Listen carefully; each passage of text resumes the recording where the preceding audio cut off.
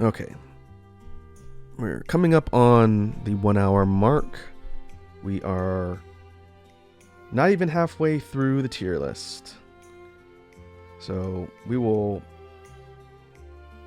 try and speed things along here.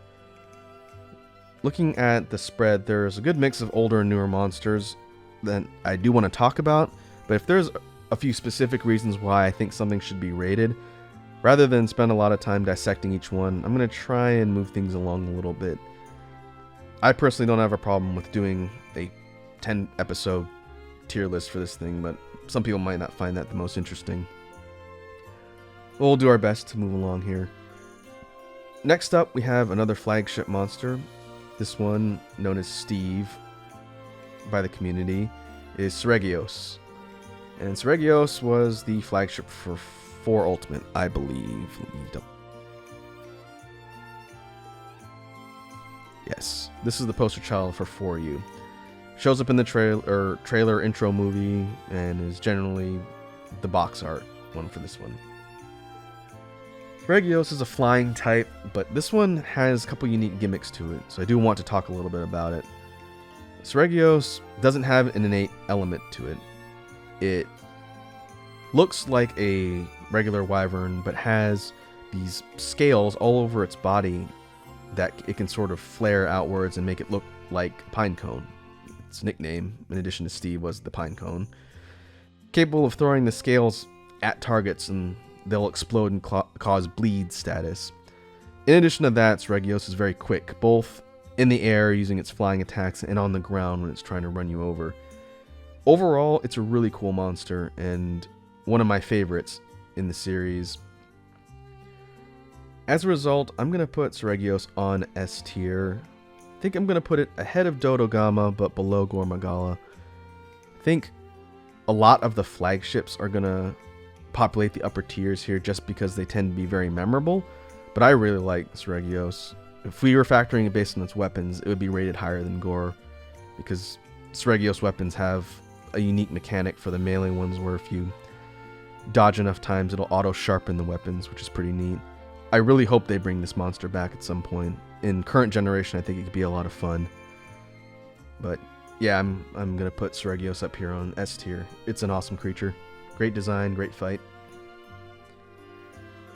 Next up, we have a subspecies for Yonkutku, which I don't know why it didn't show up on its tier earlier, but this is Blue Yonkutku.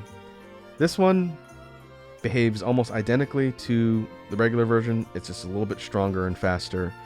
Overall, not too interesting. I think its coloring and design looks pretty cool, so I'm going to put it above the other ones, but it's still going to be on the sort of not interesting subspecies tier with these other 3. Moving on, we have another flagship monster, technically, one that debuted in Monster Hunter Generations. We've got Astalos. Astalos is one of the Fated 4, which I've talked about in older videos. Fated 4 were essentially 4 flagship monsters in Generations that represented 4 of the main villages that you travel through in the game. And each one had its own elemental alignment and its own unique design. And Astalos is a flying type wyvern, but it looks sort of like a dragonfly. It has these insect-like wings, and it makes this sort of chirping noise whenever it's flying around, and has this scissor-like tail. Being a thunder element monster, Astalos is very aggressive. It spends time flying around and trying to shoot you with electricity, but also has no problem getting on the ground and charging too. Overall, I think all the Fated 4 designs are very strong. Astalos, it's hard to say which one is my top favorite of the Fated 4, but Astalos is up there. So I'm going to put this one on A tier. I think I like Astalos a little bit better in design compared to Odo. And the fight for Astalos was also interesting. Because it's an iconic monster that fits into the lore of the series, I'm going to put it up here at the top of A tier. Next up, we have another deviant that shows up in the Generations and Generations Ultimate games. We have Bolt Reaver Astalos. This one is like regular Astalos on crack. The Bolt Reaver one is more aggressive, more dangerous, and has these sort of blue spikes and spines all over its body. In addition to having sort of different look to it, it also can create a giant beam of light out of its head like a lightsaber, which is kind of interesting. But this thing is one of the most difficult fights of the Deviants in the Generations games. I want to say Generations Ultimate is when the rest of the Fated Four got their Deviant. I had to refresh my memory. It was only Glavenus that got a Deviant. In Ultimate, the rest of the Fated Four got theirs. The Bolt Reaver is interesting, but it is very difficult and it's a frantic fight. It even creates black holes, which makes sense, I guess. Overall, I like its design. I'm not a big fan of its fight because it's kind of a pain. I'm going to put Bolt Reaver on B tier below Chaotic Gore. Because I really like Astalos, I'm going to put it higher than Diablos and Silver Rathalos. But the fact that this thing's a headache to fight keeps it from going up here to the top. If we were factoring gear, Bolt Reaver may rate higher than these other ones because its gear looks really cool. But overall, I'm going to put the Deviant here. The original one I think is a bit more manageable of a fight and overall iconic design. Alright, next up, another monster that debuted in World, Paolumu. This thing is a mouse bat flying wyvern. It has ability to inflate itself up in a big puffball and fly around. I like Paolumu. I think it's got an interesting design. It's very unique for the monsters we've seen in the series so far. As a result, I'm going to put Paolumu... I'm going to put you on C tier, towards the upper part of C tier. I'm going to say above Great Gyros, below Ebony Odogaron. The fight against Paolumu is not really much to talk about. It behaves like most other flying targets. The difference being that when it's in puffball form, it can sort of shoot wind blasts and knock you around. But overall, I wouldn't say its fight carries it super far up the list, but I do like its design. It's pretty unique. Its subspecies, on the other hand, Nightshade Paolumu, I do not like this monster. I think this monster is really annoying to fight. It behaves a lot like the regular Paolumu, but it has the ability to inflict sleep status on everything it does. It will create sleep clouds and use its puffball ability to move the clouds around close to it or farther away or at targets. Overall, it's an annoying fight, and if you bring sleep negation, it's pretty much nearly identical to the regular Paolumu. The problem with trying to rate Nightshade lower is the fact that I like its design coloring. Its color patterning is really cool. It has these sort of venomous spots on it, sort of like a false face. And its dark color palette tends to stand out pretty well in the desert, kind of like Black Blos. So while I'd like to put this one down here on D tier,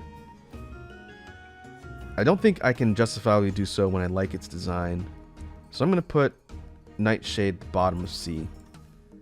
If we were factoring in gear, and its gear is pretty much a non-factor, I think it would drop lower. But because this tier list is taking into account what I think of designs and not just the fights themselves, I think the spread is going to be different than if we were just looking at gameplay or gear or stuff like that. So yeah, Nightshade gets a bit of a pass because I like its coloring. Otherwise it would be...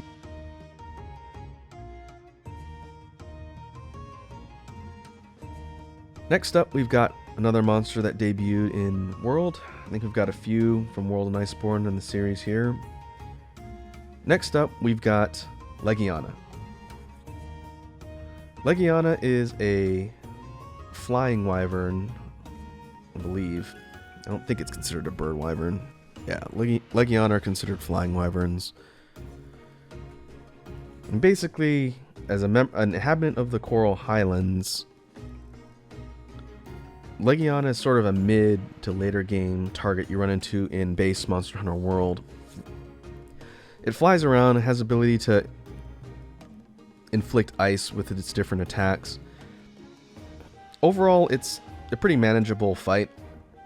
You have to sort of pay attention to the ice status, so you'll get stuck with Ice Blight. But I do like Legiana's design a lot.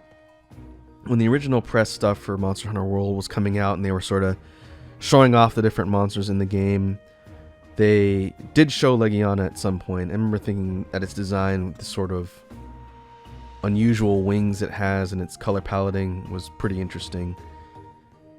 As a result, I'm going to put Legiana up here on A tier, towards the lower end, but I do think from the flying type wyverns introduced in World, it's one of my favorites. It has a pretty unique color pattern, and overall design in the fight is fine, so I'm going to put up here on A tier. Its variant, on the other hand, Shrieking Legiana, which is a variant encountered in Iceborne on Master Rank. This version behaves very similar to the regular Legiana. Its differences being it tends to fly around a bit more, and it's got some more wide area attacks. Shrieking Legiana looks decent, but it is annoying to fight. I had to farm up this monster a couple times to build some armor sets, and I didn't really look forward to doing so because it's sort of obnoxious to fight. As a result, I'm going to put Shrieking Legiana on C tier, but I'm not going to drop it down to the bottom because I do like the way it looks. So we're going to put it... I'll put it ahead of the Wraths for now. I keep saying for now, but I don't know if I'm going to really mess with this list too much. I don't think we really have time to do that since there's a million more to go through.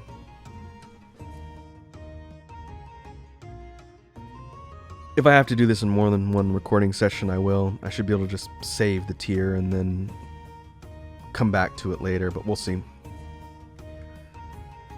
Moving on, we have one of the endgame monsters from Base World. We have Basilgeuse, the big exploding bagel. Basilgeuse is interesting. It's a fairly unique monster in that it has a lot of hazards to its fight. If you remember back to the playthrough we did, Basilgeuse flies around and drops scales all over the place that detonate after a while. When it gets mad, it sort of goes nuclear and its scales explode faster and do more damage.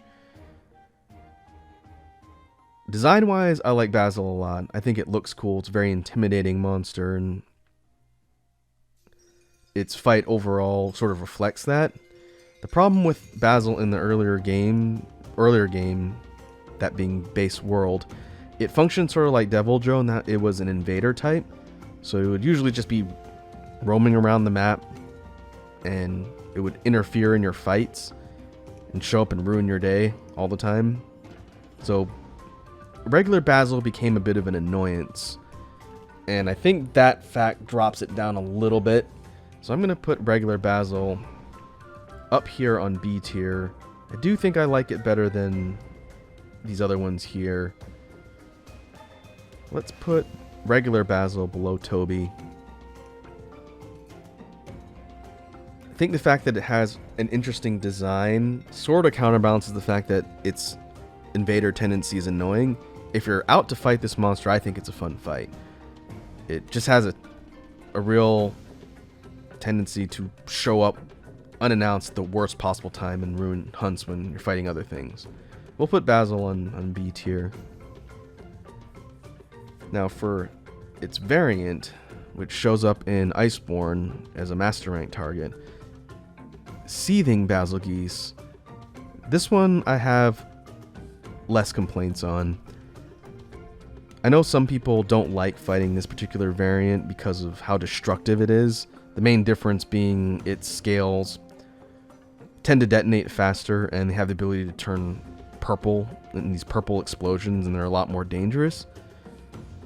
Thing is, for me playing through the games, I play melee for the most part, and Seething Basil tends to stay on the ground more and not do the air raid bombing runs like its regular version does. As a result, I found fighting this monster, while dangerous, to be less annoying. So I'm actually going to put Seething Basil further up on the tier list than its invader cousin, because it doesn't function that way. It won't just show up and ruin your day. We'll put Seething Basil below Legiana up on A tier. I'd say, to me, better fight, cool design, knocks it further up on the ranks compared to the regular version. That may be a controversial opinion. I don't know. People seem a little mixed on seeding Bowser, but I like it.